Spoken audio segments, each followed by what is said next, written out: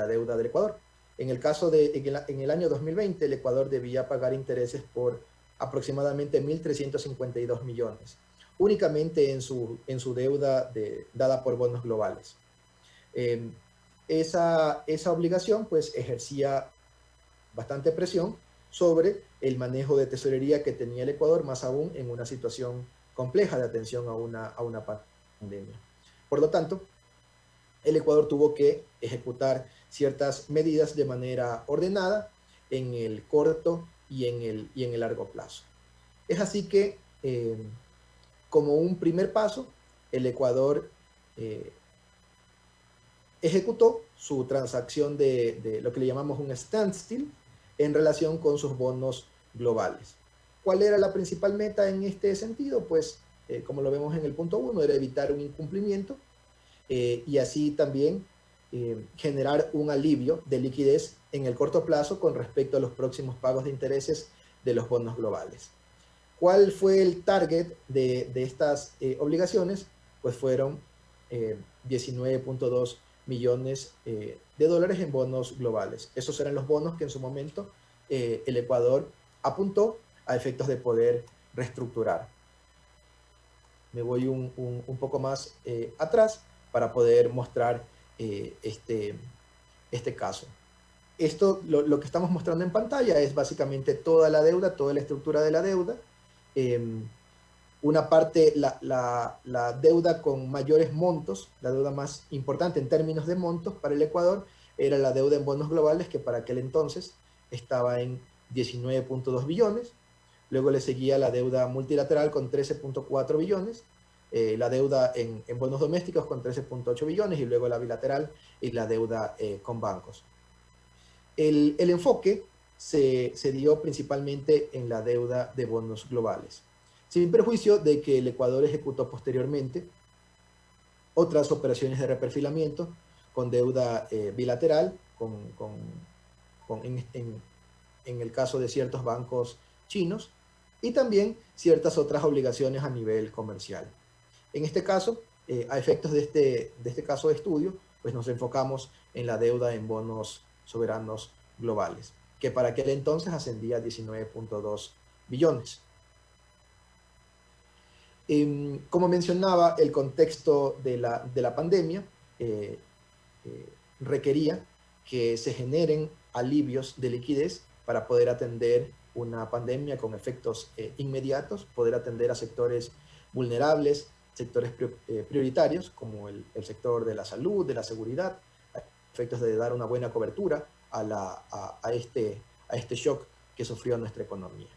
Pero también el ejercicio consistía en poder generar las condiciones que mejoren la probabilidad de que la deuda y las finanzas públicas sean sostenibles en el largo plazo. Entonces, en esos dos aspectos se concentró la estrategia que trabajamos en el año 2020. ¿Cómo se materializarían las medidas de alivio en el corto plazo? Pues reduciendo los cupones de pago de interés durante este año y volviéndolos en los siguientes años, pues en cupones que se incrementarían gradualmente para que durante un periodo de tiempo el Ecuador tenga el espacio para poderse recuperar. Así también en el corto plazo, no colocar pagos de amortización de la deuda en bonos globales. Y en el largo plazo, ¿cuáles eran las medidas? Pues estas consistieron principalmente en suavizar el perfil de amortización a efectos de reducir el riesgo de refinanciamiento futuro, también reducir materialmente los cupones de interés en el mediano y en el largo plazo, y pues también tomando ciertas medidas estructurales que de alguna forma fueron importantes a la hora de negociar un acuerdo con el Fondo Monetario Internacional. Y en su momento estas medidas fueron pues básicamente dos. Un objetivo de 6% sobre el PIB en necesidades brutas de financiamiento entre los años 2025 y 2030, y también que la ratio deuda-PIB objetivo para el año 2025 sea del 55% y del 45% para el año 2030. Es importante indicar que este proceso se llevó de manera paralela y que la reestructura de la deuda, o al menos el consentimiento en los niveles apropiados y deseables por parte de los inversionistas, pues también apoyó mucho para que se pueda gestionar un staff level agreement, un acuerdo a nivel de staff con el Fondo Monetario Internacional. Y a su vez, este staff level agreement significó el cierre definitivo de la operación de reestructuración de deuda. En este sentido, ¿cuál fue la ruta de acción en 4 grandes pasos? Pues primero, en el corto plazo, evitar el pago de intereses. Es así que el Ecuador negoció un standstill sobre su deuda en bonos globales. Un standstill que se dio entre los meses de marzo, el 23 de marzo para ser exacto, y el 10 de agosto del año 2020. Durante esos meses, el Ecuador, con el consentimiento de los inversionistas, dejó de pagar intereses sobre su deuda en bonos globales. ¿Qué es importante señalar también aquí, dentro de esta experiencia? Es que el Ecuador tenía uno de los vencimientos de su deuda en bonos globales el 23 de marzo del año 2020. Estos bonos fueron originalmente emitidos en el año 2015 y tenían un vencimiento, un vencimiento en el año 2020. Fueron emitidos por un valor nominal de 2.000 millones y pues el Ecuador hizo una operación de reperfilamiento ya en el año 2019, pues quedando un monto remanente todavía de aproximadamente 324 millones, más los intereses devengados a esa fecha.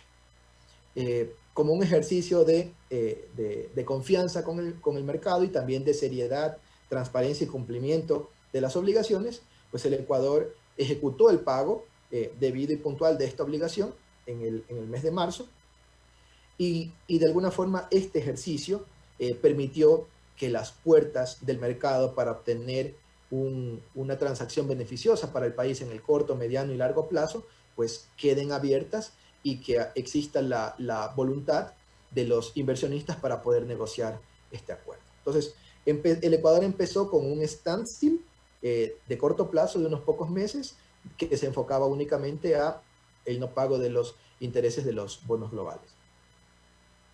Lo siguiente pues fue también identificar qué otras transacciones de bonos globales podrían tener referencias cruzadas, cláusulas de default cruzado con los bonos globales y pues que técnicamente pudieran tener un impacto significativo a la hora de negociar un acuerdo sobre este monto de 19.2 billones.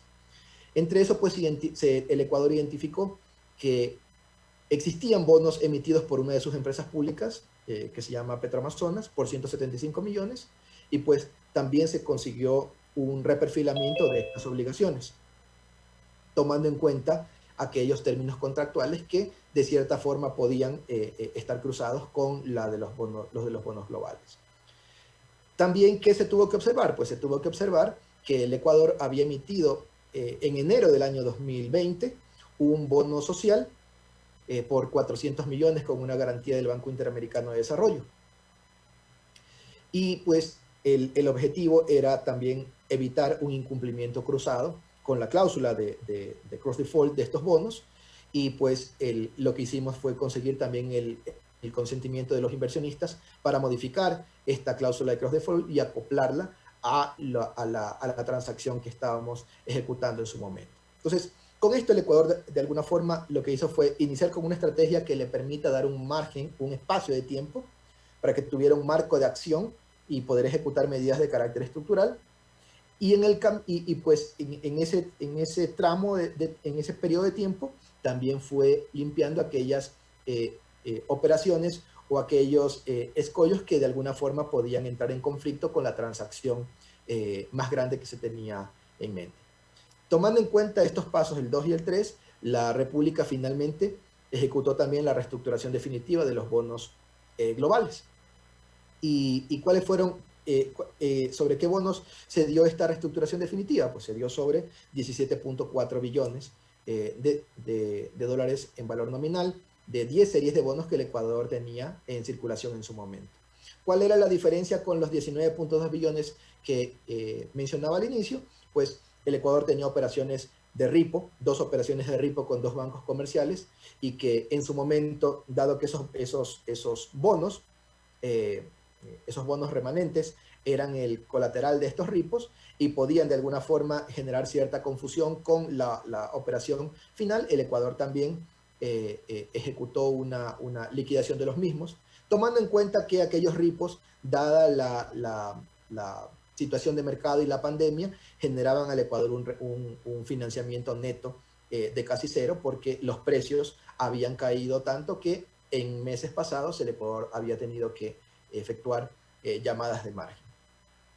Entonces, estos fueron los 4 pasos que ejecutó el Ecuador en estas 2 etapas. A la etapa 1, donde se toma en cuenta el standstill de los bonos, sobre los intereses de los bonos globales, y también del reperfilamiento de los bonos de Petroamazonas, le denominamos la etapa 1, y al reperfilamiento definitivo de los bonos, al reperfilamiento, a la modificación, básicamente, de la cláusula de cross default de los bonos de vivienda social, y al reperfilamiento definitivo, pues le llamamos la etapa 2. Aquí me gustaría presentar, es una línea de tiempo de cómo se dieron las cosas para el Ecuador. Todo empieza, como mencionaba previamente, el 23 de marzo, fecha en la que el Ecuador anuncia su intención de usar el periodo de gracia de 30 días, establecido contractualmente en los trust indentures de cada uno de estos bonos, para no efectuar un pago durante ese periodo de tiempo permitido contractualmente. Y es así que el 8 de abril el Ecuador lanza una solicitud de consentimiento en búsqueda de un alivio a las obligaciones financieras de corto plazo. El 13 de abril el Ecuador hizo una presentación a sus bonistas con actualizaciones macro de la situación de la pandemia generada por el COVID-19, el impacto por la caída de los precios del petróleo y cuáles son sus objetivos de gestión de deuda como próximos pasos. Y el 17 de abril se consigue el consentimiento de los inversionistas a esta solicitud de consentimiento. ¿Qué se logró con esta solicitud de consentimiento? Pues un periodo de tiempo en el que el Ecuador podía dejar de pagar los intereses de su deuda en bonos globales. ¿Hasta cuándo duraba ese periodo de tiempo? Pues hasta el 10 de agosto. Entre la última semana del mes de abril, el mes de mayo, pues el Ecuador empezó con sus análisis de sostenibilidad de la deuda y también discusiones con el Fondo Monetario y también con ciertos acreedores bilaterales. El 3 de junio, ya para el mes de junio, el Ecuador empieza sus presentaciones de cifras macro fiscales de sostenibilidad en el largo plazo con los inversionistas, así como también les realiza la invitación para empezar a mantener discusiones en relación con los términos del reperfilamiento. Para el 6 de julio, el Ecuador anuncia haber llegado a un acuerdo en principio con el grupo denominado ad hoc de tenedores de bonos, de los cuales se consigue un apoyo del 45%. Una vez dado ese acuerdo en principio, el 20 de julio el Ecuador anunció ya la transacción de reperfilamiento definitivo con la solicitud de consentimiento y la oferta de canje. Esto ya se corresponde al reperfilamiento definitivo de la deuda en bonos globales. En el camino se presentó también un tema jurídico, una parte del grupo de tenedores presentó una demanda en las Cortes del Distrito de Nueva York, que finalmente el Ecuador logró desestimar, logró ganar en las Cortes y de alguna forma no impidió que se pueda ejecutar la transacción. Para el 3 de agosto se da la expiración de esta solicitud de consentimiento y pues a esa fecha el Ecuador había alcanzado el apoyo de alrededor del 98% de los inversionistas, obteniendo como resultado una oferta de canje exitosa. El 10 de agosto vencía el periodo de standstill que se consiguió en el mes de abril sobre los intereses. con lo cual el Ecuador habría tenido que pagar los intereses devengados y acumulados hasta dicha fecha. Ya para, perdón. Posteriormente, el Ecuador, el 19 de agosto, hizo una nueva solicitud de extensión del periodo para el cual de la fecha final para poder concretar la operación de reperfilamiento, con lo cual se extiende hasta el 1 de septiembre. Esto implicaba que también el Ecuador debía llegar a un acuerdo con el Fondo Monetario Internacional, al menos a nivel de staff, a efectos de que se puede ejecutar la transacción. El 28 de agosto, el Fondo Monetario Internacional y el Ecuador anunciaron que habían llegado a un acuerdo a nivel de staff y en consecuencia el 31 de agosto se produce el cierre de la transacción, con lo cual se generó el reperfilamiento, la reestructuración de la deuda en bonos globales por 17.4 billones de dólares. Este fue el timeline de la transacción y ahora lo que me gustaría mostrarles es cuáles fueron los resultados de ese ejercicio. Y pues hemos calificado en los efectos, en 4 categorías los efectos de este reperfilamiento. El uno tiene que ver con el perfil de deuda, que lo hace más sostenible, y pues a continuación resumo ciertos datos que permiten tener información adecuada. Es así que el plazo promedio ponderado de la deuda pasó de 6.1 años en promedio de la deuda existente a 12.7 años si consideramos un bono PDI, o 12 años a 12.7 años si no consideramos el bono PDI, y a 12 años si se considera el bono PDI. Este bono PDI pues fue un pass-through interest que se generó en función de los intereses que se fueron acumulando durante el periodo de standstill. Es así que el plazo promedio de la deuda se duplicó para el caso del Ecuador. En términos del valor nominal de la deuda, se generó también un haircut sobre la deuda de 8.9. Es así que el valor nominal de la deuda pasó de 17.375 millones a 15.834 millones sin considerar el bono PDI. Y considerando el bono PDI, el valor nominal de la deuda pasó a 16.839 millones. La tasa de interés pasó de 9.2 en promedio ponderado a 5.3 en promedio ponderado. Dato particular en cuanto a la tasa de interés es que el cupón de la deuda existente hasta aquel momento más alto era de 10.75%, y con la deuda reestructurada el cupón más alto alcanza el 6.9%. Eso en términos del perfil y la sostenibilidad. En términos de liquidez, al Ecuador la transacción también le significó un alivio importante en el mediano y en el largo plazo, y es así que para los siguientes 4 años, esto era en el año 2020-2024, de tener un servicio de deuda de 12 billones, el Ecuador pasó a tener un servicio de deuda de 1.4 billones.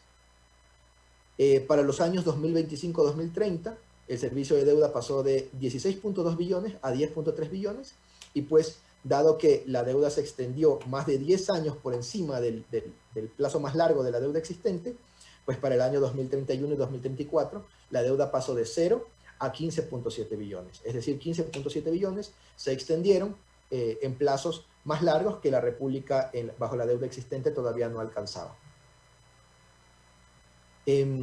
Lo siguiente pues fue qué pasó con los intereses acumulados durante el periodo de standstill. Los intereses que se acumularon en el periodo de standstill y hasta la fecha de cierre eran de 1.169 millones. De no haber alcanzado un acuerdo con los inversionistas, estos cupones de interés se debieron programar para ser pagados entre marzo y julio del 2020.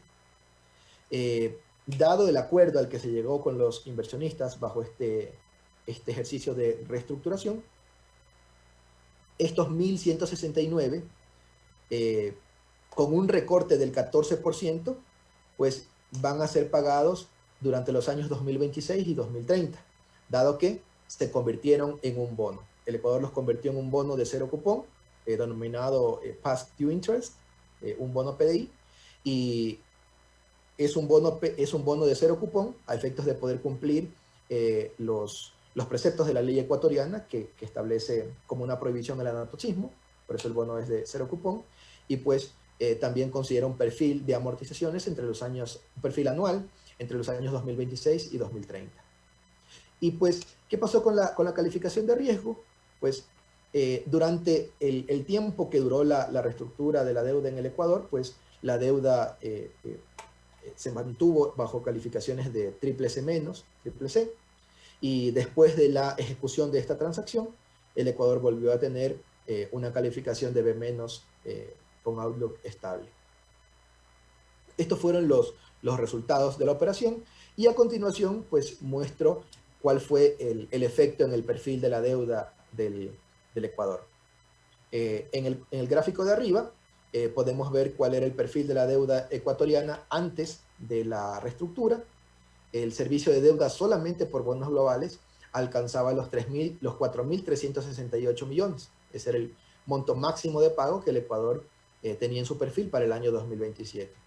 Para los años 2020 y 2021 no se tenían pagos de vencimientos de capital de los bonos globales, sino únicamente intereses, y estos intereses llegaban a 1.352 millones en el año 2020 y a 1.593 millones en el año 2021.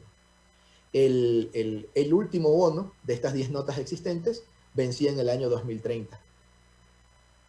Bajo la operación de reperfilamiento, en acuerdo con los inversionistas, pues el perfil de deuda del Ecuador se extendió.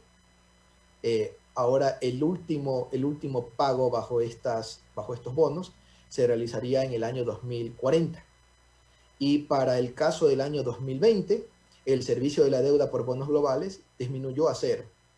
Para el año 2021, la previsión es que por bonos globales del Ecuador se tengan que pagar únicamente 73 millones por concepto de intereses. Estos irán subiendo gradualmente hasta alcanzar una tasa de aproximadamente 6,9%. Dato a considerar también aquí es que el perfil de deuda bajo los escenarios de sostenibilidad se estructuró de tal forma que el nivel máximo de servicio de la deuda que el Ecuador deba ejecutar bajo esta transacción era de 2.500 millones. Es lo que podemos ver en el año 2031. Ese es el nivel máximo de servicio de deuda bajo estos bonos globales, y pues el resto estarán por debajo de estos niveles. En cuanto al manejo ya específico de cómo se estructuró esta transacción, pues mencionar temas específicos de cómo fue la votación y de cómo se estructuró el nuevo perfil de vencimientos. En el caso de los bonos del Ecuador, hubieron bonos que tenían distintas cláusulas de acción colectiva. De las 10 series de bonos reestructuradas, 9 tenían cláusulas de acción colectiva más estándar, y solamente una serie de bonos que fue emitida en el año 2014 tenía unas cláusulas de acción colectiva distintas a efectos de poder ejercer las votaciones para una potencial reestructura. En el caso de los bonos 2024, que fueron emitidos en el año 2014, el nivel de votación a alcanzar debía ser superior a 66 y 2/3 sobre asuntos reservados, sobre asuntos no reservados, y mayor al 75% sobre asuntos reservados. Y para el conjunto de los bonos elegibles, es decir, el resto de las 10 notas, en este caso eran 9, los umbrales de voto eran de 50% de cada serie, y además se debía considerar al menos el 66 y 2/3 como un umbral conjunto. Entonces el Ecuador tuvo que conseguir los votos, de dialogar con los inversionistas desde una perspectiva muy transparente, de seriedad, y también de un trato justo y equitativo con los inversionistas, a efectos de poder conseguir al menos estos niveles, estos umbrales requeridos para la votación de los bonos. ¿Qué términos se consideraron en esta transacción? Pues básicamente dos. El Ecuador discutió un haircut, que en este caso fue de aproximadamente el 9% de la deuda en valor nominal. Ya siendo específicos, eh, el haircut consistió en que se reconocieron o se establecieron como valores nominales $911.30 por cada $1.000 de capital original. Y las 10 series de bonos se intercambiaron por 3 nuevas series, que en este caso vencen en los años 2030, 35 y 40, y también se entregaron nuevos bonos PDI en función de los intereses que fueron acumulados durante el standstill. En el cuadro derecho, pues vemos cuáles fueron los bonos que fueron intercambiados. Eran 10 series de bonos. Hacemos la distinción con el bono con vencimiento en el año 2024 porque tenía un mecanismo de votación distinto. Y entre todos, entre el total de bonos canjeados, pues se tuvo una participación de alrededor del 98%. En términos de valoración, a un rendimiento, ¿cuál fue el valor presente de esta reestructuración de bonos de este nuevo ejercicio de reperfilamiento bajo determinados niveles de sostenibilidad a un rendimiento del 10%? Pues fue que el valor presente conjunto de todos los bonos llegó al 56,96% en su momento. Eso sin incluir el bono PDI. E incluyendo el bono PDI, este valor presente fue del 59,79%. Los nuevos bonos, y ya voy a explicar luego, pues fueron 3, con valores nominales de 3.704 millones, de 8.458 millones y 3.403 millones. ¿Cómo se produjo el canje ya específicamente? Pues tomando en cuenta la solicitud de consentimiento para modificar los bonos elegibles con una reducción de capital que reconoce $911.30 por cada 1.000, cada uno de los bonos fue convertido en una nueva nota, nuevos bonos. Aquí mostramos la separación de los bonos que tenían como requerimiento de voto al menos un 66% y 2/3 de las notas conjuntas, e individualmente un 50%, y los bonos 2024 que requerían un 75% en términos generales y un 50% a nivel individual, perdón, un 66%, 66,2/3 para asuntos no reservados y 75% para asuntos reservados. Estos nuevos bonos se canjearon por 3 notas nuevas y por un PDI. Una distinción es que quienes dieron su consentimiento hasta la fecha de expiración original de la solicitud de consentimiento, que era el 3 de agosto, y como fecha límite el 7 de agosto, recibieron también el bono PDI. Y quienes no lograron canjear sus notas hasta la fecha de expiración de la solicitud de consentimiento, pues se lograron hacer el canje, pero sin tener derecho a la nota de PDI que reconoce los intereses. ¿Y qué pasó con aquellos que definitivamente no dieron su consentimiento ni antes ni después de la fecha de expiración de la solicitud de consentimiento? Pues a aquellos tenedores a las 10 notas que tenían se les aplicaron los términos y condiciones financieras del bono 2040, de la nueva nota 2040. En términos ya de asignación de pesos para cada uno de los 3 bonos, pues esta fue la asignación. Cada uno de los bonos tenía una participación del bono 2030, del bono 2035, del bono 2040 y también del bono PDI. Por ejemplo, en el caso del bono 2022, se conformó por un 30% del nuevo bono 2030, un 49,53% del bono 2035, un 11,60% del bono 2040 y un 8,5% del bono PDI.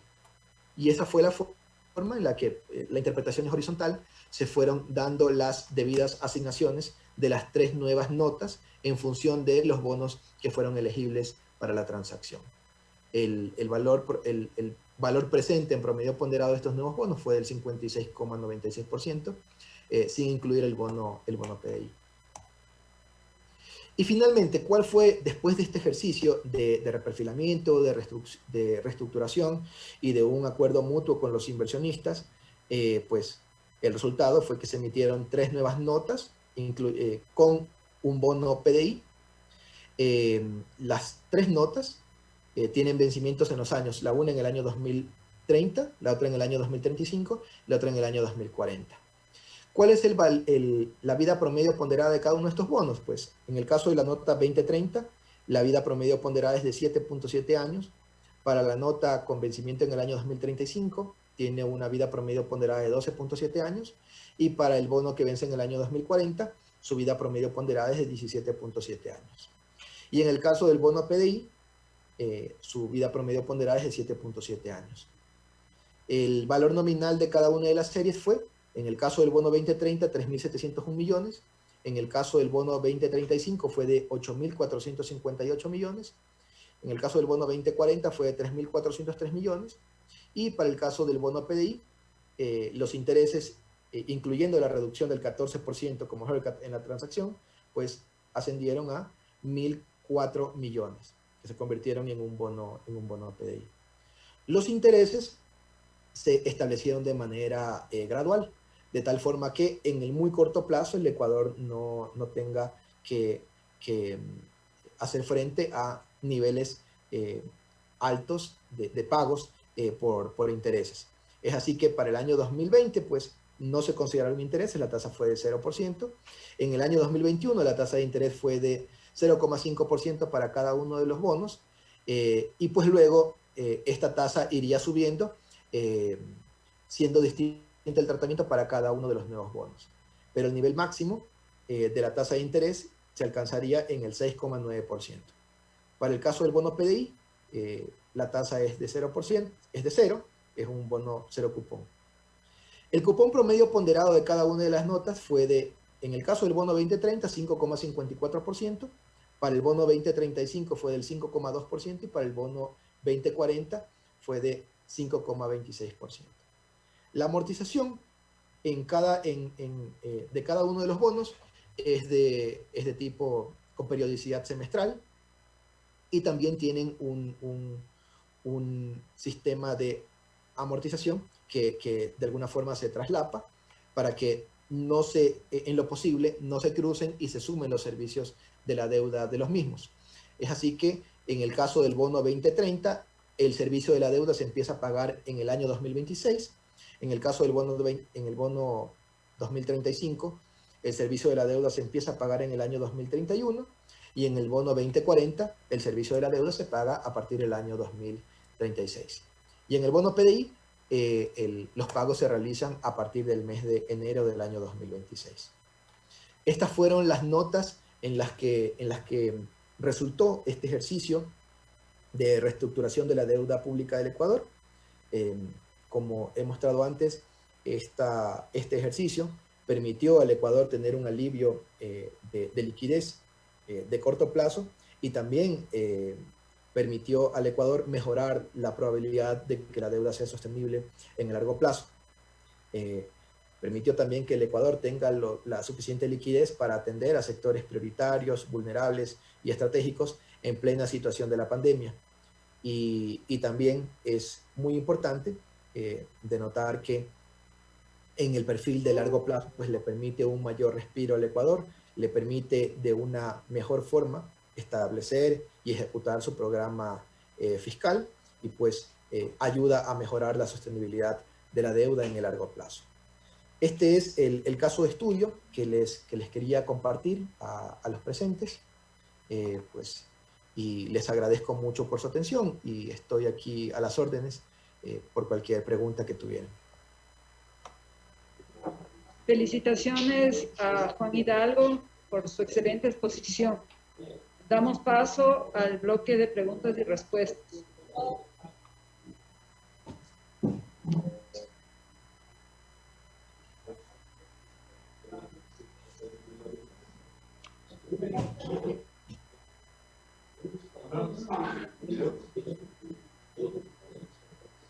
Su video. Allá.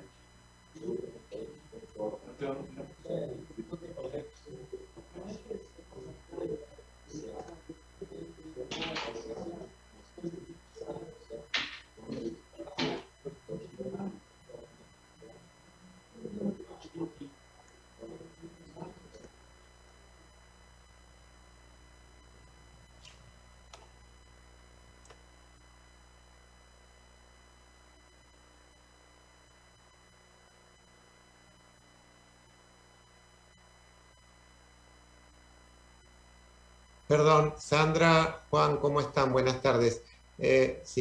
Si puedo hacer una pregunta, me gustaría preguntarle a Juan, dentro de este proceso que siempre es crítico, el de la reestructuración, ¿cuál fue, digamos, el momento de quiebre de la negociación? ¿Dónde estuvieron los puntos más conflictivos o complejos para poder llegar a la solución que tú nos has explicado tan cabalmente?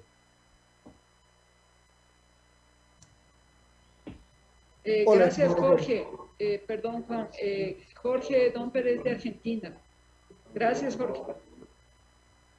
Muchas gracias, estimado Jorge, por la pregunta. Un placer. Ok, atendiendo la pregunta, pues el punto de quiebre, o quizá el aspecto más importante a señalar dentro de este proceso, pues principalmente es el hecho de poder llegar al nivel de valor presente del 56.96%. Esto implica una serie de supuestos, discusiones bastante arduas con los inversionistas, pues porque evidentemente aquí se empieza por cuerdas muy separadas, y la brecha se va cortando hasta llegar a un punto en el que hay un determinado nivel de consenso. El Ecuador partía de un nivel más bajo de valor presente de la deuda, pues también guiado por cuál era el precio que se veía en pantalla para el caso de los bonos globales. Entendiendo también que hay factores que los funcionarios públicos debemos explicar, tanto a nivel político como técnico, y pues que no necesariamente los niveles mostrados en pantalla son aquellos a los que se va a llegar en un ejercicio de reestructuración. Por otra parte, en cambio, los inversionistas partían de un nivel de valor presente mucho más alto que el mostrado en las pantallas de Bloomberg, y pues el trabajo consistía en cuáles son los supuestos que se utilizan bajo un ejercicio de sostenibilidad de las finanzas públicas para generar un determinado nivel de valor presente. En ese sentido, el mayor problema o el mayor punto a resolver era cuál era el valor, el nivel de valor presente que debía ser aceptable para cada una de las partes. Nosotros, obviamente, haciendo presión hacia el nivel más bajo, tomando en cuenta las pantallas, y los inversionistas haciendo presión hacia el nivel más alto. Ese era el nivel, el punto más importante de la negociación, porque aquí nadie quería, respetando mucho y dando un trato justo y equitativo y siendo también muy transparente, pues nadie quería tampoco dejar algo sobre la mesa que pueda ser aprovechado por la otra parte. Sí fue complicado negociar con algunos de los inversionistas, en este caso quienes quizá tenían una posición un poco más grande, tenían también ciertas aspiraciones de nivel de precio que en su momento podían diferir con otros grupos de inversionistas que tenían una posición un poco más baja, y pues era todo un desafío hacer que todos los inversionistas con posiciones grandes, medianas y pequeñas se pongan de acuerdo, y pues que lleguemos a alcanzar un nivel de precio, valor presente de la deuda que sea aceptable para todos, y que al interior del país pues también pueda ser, con todas las seguridades del caso, pueda ser aprobado y autorizado por los órganos competentes. Ese en realidad el nivel, el valor presente, que al final del día es esa única... Muy amable, gracias por tu respuesta, Hidalgo, Juan.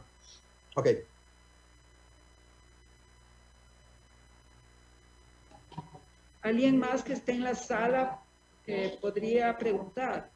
Bien, sí, tenemos una pregunta, Tesorería de la República Dominicana. Obviamente el proceso de reingeniería que se hizo de la deuda externa entiendo que es maravilloso. Sin embargo, me surge una pregunta.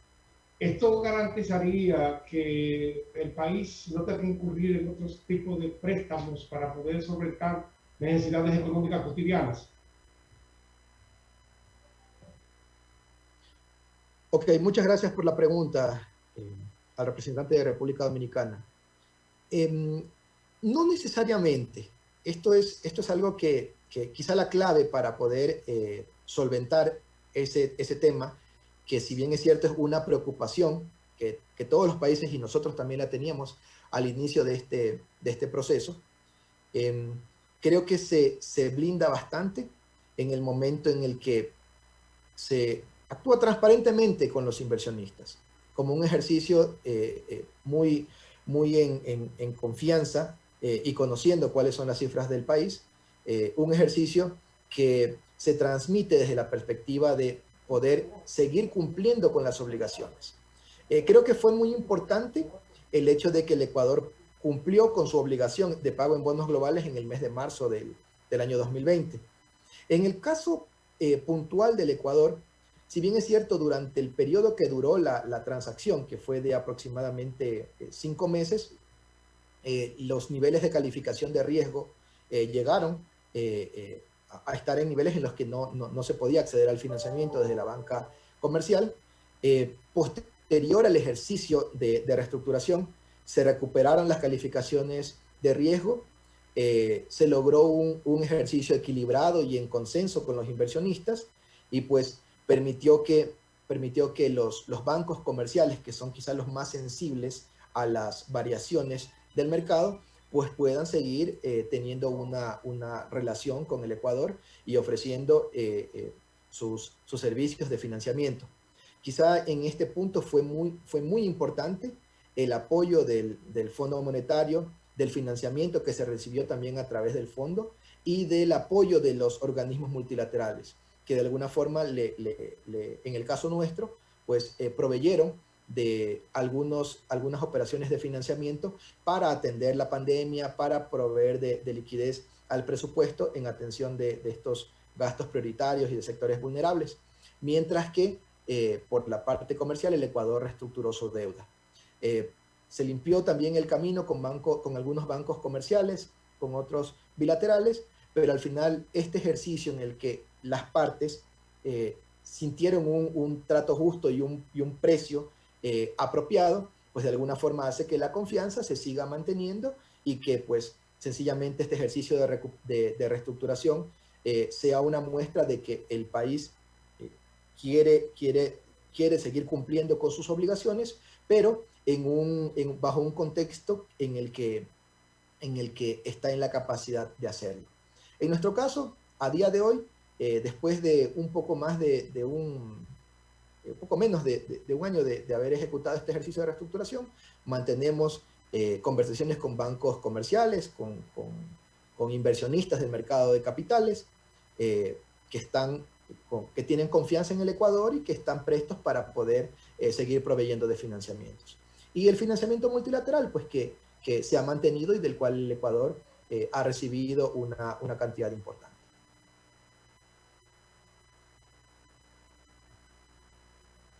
Muchas gracias, nos satisface esa respuesta. Encantado. Tal vez alguien más desea preguntar.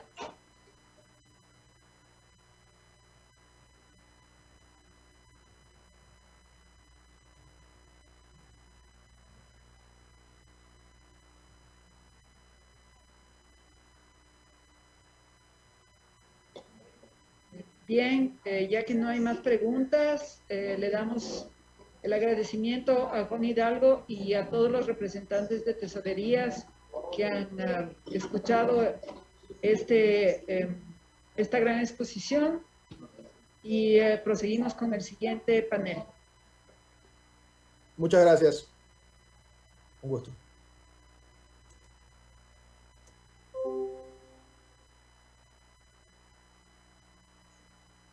Continuamos en este importante encuentro